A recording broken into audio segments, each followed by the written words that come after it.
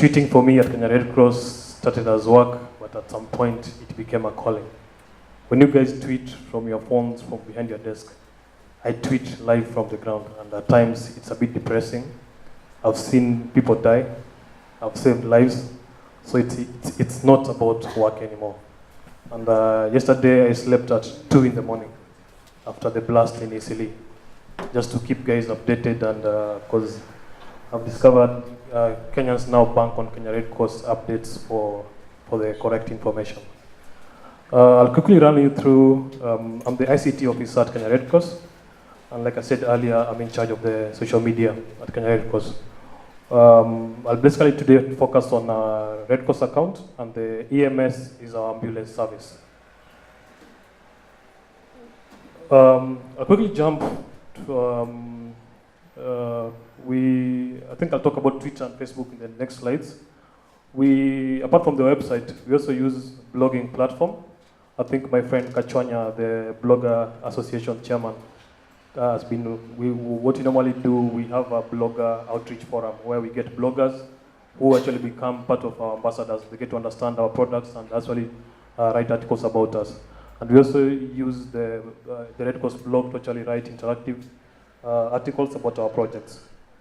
So these are some of the platforms we use to actually broadcast information. I think this has been discussed earlier by my colleague. I'll just jump straight.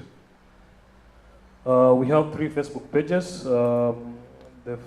This one here is the Red Cross page, the ambulance service, and our hotel, the Boma Nairobi.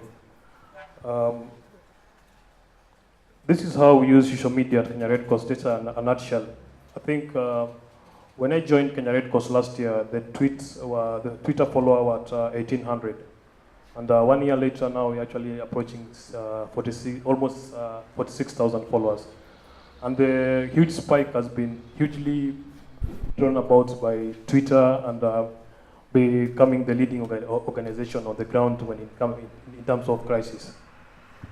So our online updates real time has really given a spike, and I think I'll explain, like I explained earlier, when I joined Red Cross last year, the followers were 1,800. Right now they are, I think, 46,000 plus. And according to the statistics which we monitored, we've reached over, I think, 186 million audience on Twitter since we started. In a given day, we reach over 5 million to 7 million. Then in a month, we reach between 80 to 50 million in a month.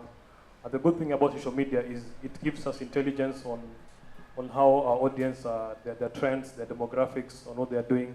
And even in terms of if you have a campaign, let's say a health campaign, you know whom to target because of the spike you get from the social media. So social media is easy to now analyze. Previously, it was hard for our PR and communications department to actually get analytics of probably our projects and campaign. And through social media, it's now easy to actually monitor, get research, and even get intelligence on our various projects. This is just a nutshell of the Red Cross organizations globally and the Red Crescents. Currently, we are number 5 in terms of ranking Twitter followers globally. I think in Africa, we are still leading. There's not much interactivity in Africa apart from probably Botswana Red Cross and a bit of Namibia Red Cross. I think this is just to show you snippets of the active Twitter accounts in Africa. So this is how we use social media at Kenya Red Cross. We use social media as a communications tool. We use the Twitter and Facebook majorly at Kenya Red Cross to actually disseminate information and issue out news alerts, let's say in times of crisis.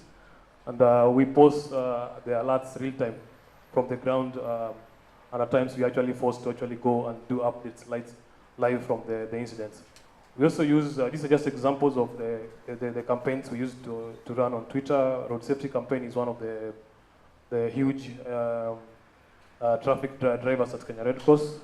And I think right now Red Cross is one of the, I think Kenyans every day bank on Kenya Red Cross updates on Twitter. Guys wake up in the morning to actually find out if there's jam, there's an accident. And I think I'll explain that in the next slides. So in a nutshell, this is basically what we do. The social media at Kenya Red Cross is actually two-pronged. We use it to issue emergency alerts. This is just to provide information from the public to help them prepare and even respond in terms of a disaster. And secondly, we use social media to, I think I've explained in terms of monitoring activities. And I think this is where we actually partnered with Ushahidi.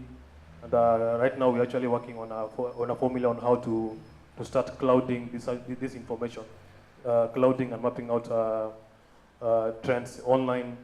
And right now, ahead of the elections, we partnered with Ushahidi, and we actually use it as a monitoring tool. Like my colleague has actually spoken about the hate speeches. So we're going to use social media to actually monitor hate speeches to help us actually prepare, to actually know there's going to be like a crisis here through social media. And we also use social media to engage our donors, volunteers, and partners. It's now easier to actually report back to my donor, to our donors on their projects they funded real time through social media. And we also use social media to respond to blood appeals.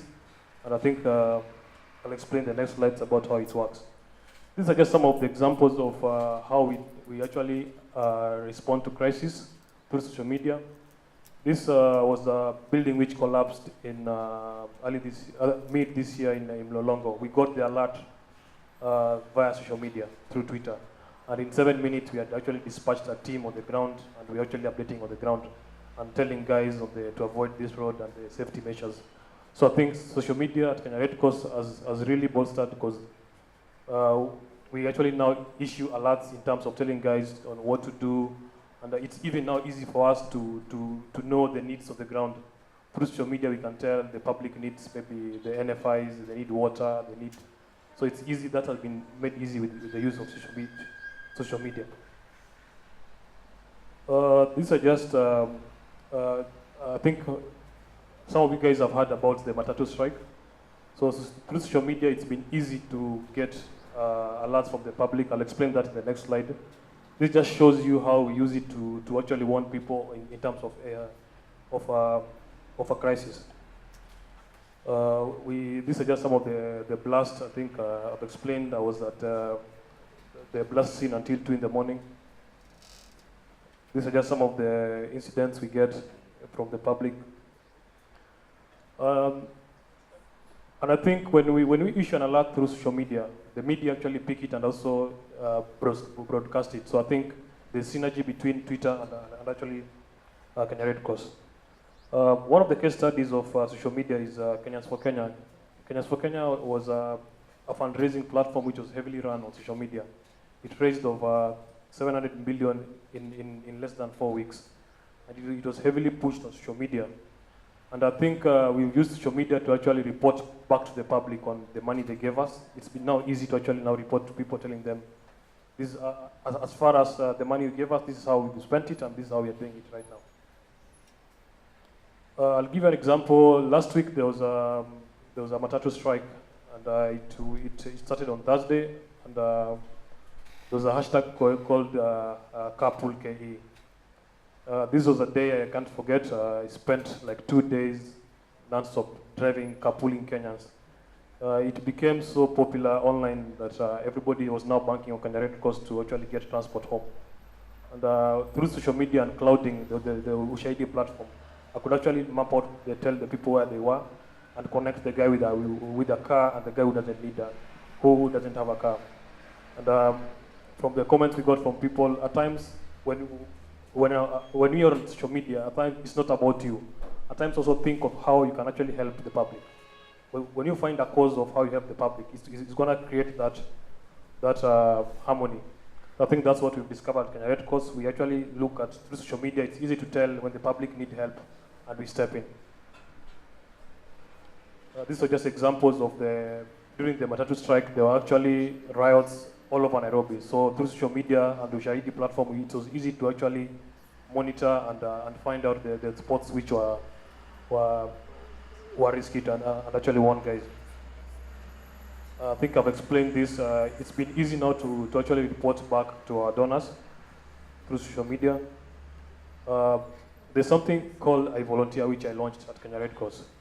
We normally have physical volunteers who are about right now 100,000, who give their time, their skill to actually help in humanitarian work. But now I volunteer is a virtual volunteer. This is somebody who is on social media, who can actually, is this somebody on Facebook, somebody on Twitter, somebody who is a blogger. It can be techies like the one on this building. This is somebody who can donate his expertise virtually online. So through the volunteer platform, we've managed to actually get every Kenyan to become a citizen journalist. So it actually becomes their responsibility to actually report accidents and incidents. So through the volunteer platform, Kenya Red Cross has been easy to get in terms of if anything happens right now, we can get the alerts in like 5 minutes.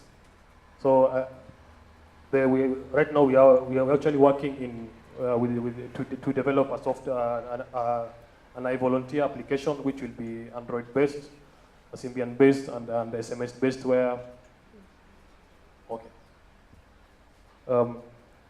which will be easy for anyone to download. These are just some of the photos which are sent by volunteers from across the country.